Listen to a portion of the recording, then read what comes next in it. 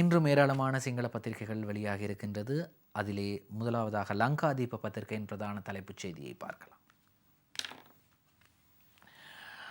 இன்று எல்லா பத்திரிகைகளும் இந்த செய்தி வந்திருக்கின்றது. ஆனால் வீரகேசரி பத்திரிகையில் இந்த செய்தியை காணவில்லை. அதாவது தாமரை கோபுரத்திலிருந்து விழுந்த மாணவி உயிரிழப்பு.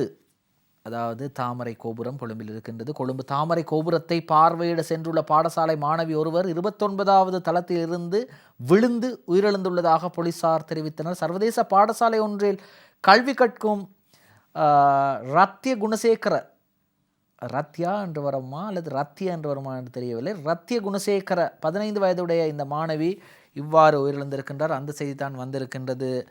சிங்கள பத்திரிகையான லங்காதீப பத்திரிகையின் பிரதான தலைப்பு செய்தியாக ஜாத்தியாந்தர பாசல் சிசுவிய நெலும் குழுனேன் பிமட்ட பெண்ணத வேட்டுனாத பாய்ந்தாரா விழுந்தாரா இப்படி வந்திருக்கிறது. அதாவது அவரே தற்கொலை செய்து கொண்டாரா இல்லை யாராவது தள்ளிவிட்டார்களா என்று ஒரு கேள்வி வருகிறது. ஆகவே தான் அந்த செய்தி இன்றைய எல்லா பத்திரிகைகளிலும் சிங்கள பத்திரிகைகளில் முன்பக்கத்தில் இடம் பிடித்திருக்கின்றது. அடுத்ததாக இன்றைய அத பத்திரிகையின் பிரதான செய்தியை பார்க்கலாம்.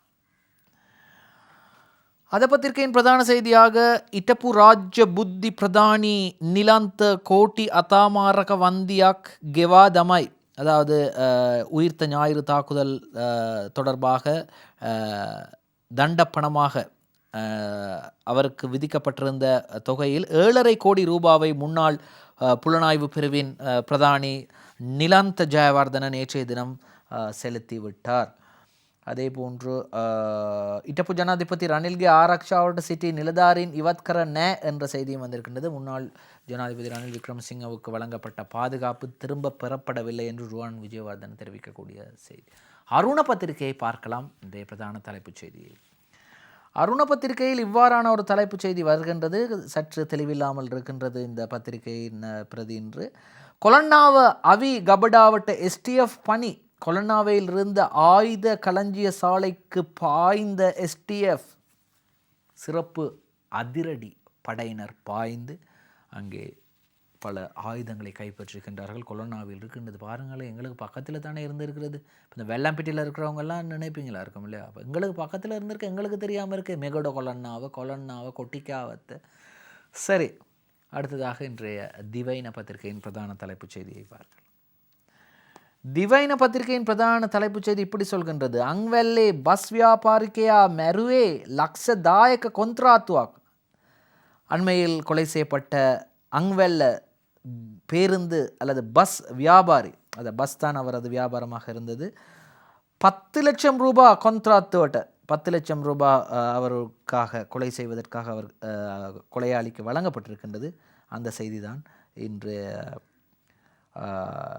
திவைன பத்திரிகையில் இடம் பிடித்திருக்கின்றது. நெலும் குழுனின் பென பாசல் சிசுவியாக் திவினசாகென என்று நெலும் குழுன தாமரை கோபுரத்திலிருந்து விழுந்த பாடசாலை மாணவி தொடர்பான செய்தி வெளியாக இருக்கின்றது. அடுத்ததாக இன்றைய தினமின பத்திரிகையை பார்க்கலாம்.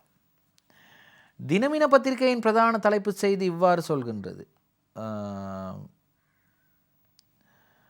ගාල්ල ඉරගෙදරේ සෝදිසියේදී ජංගම දුරකථන 53ක් අල්ලයි.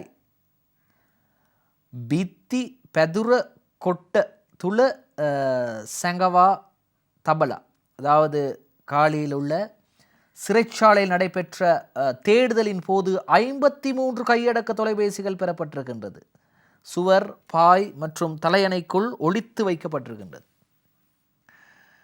இப்படியெல்லாம் இருக்கிறது. சரி, அடுத்ததாக இன்றைய மௌபிம பத்திரிகையின் பிரதான தலைப்புச் செய்தியை பார்க்கலாம். மௌபிம பத்திரிகையின் பிரதான தலைப்புச் செய்தியாக பாஸ்கு இரிதா பிரஹாரே புப்புரண திரௌவ சபையும் கருவான்ட்ட யலிபலபத்தீல. உயிர்த்த ஞாயிறு தாக்குதல் தொடர்பாக தடை விதிக்கப்பட்டிருந்த நிறுவனத்திற்கு மீண்டும் அனுமதி பத்திரம் வழங்கப்பட்டிருக்கின்றது. அதாவது புப்புரண திரௌவ செப்பையும் கருவான்ட்ட அந்த வெடிப்பொருட்களை வழங்கியவர்களுக்கு மீண்டும் அனுமதி பத்திரம் வழங்கப்பட்டிருக்கிறது. சரி, இன்றும் ஏராளமான செய்திகளை ஸ்டார் தமிழின் நம் நாடு நிகழ்ச்சியில் உங்களுக்கு கொண்டு வந்தோம். கவின் சாந்த் நிகழ்ச்சியின் தயாரிப்பில் உதவியிருந்தார். மற்றும் ஒரு நிகழ்ச்சியில் சந்திக்கும் முறை விடைபெறுவது பிரேம் ஆனந்த். வணக்கம் நேயர்களே.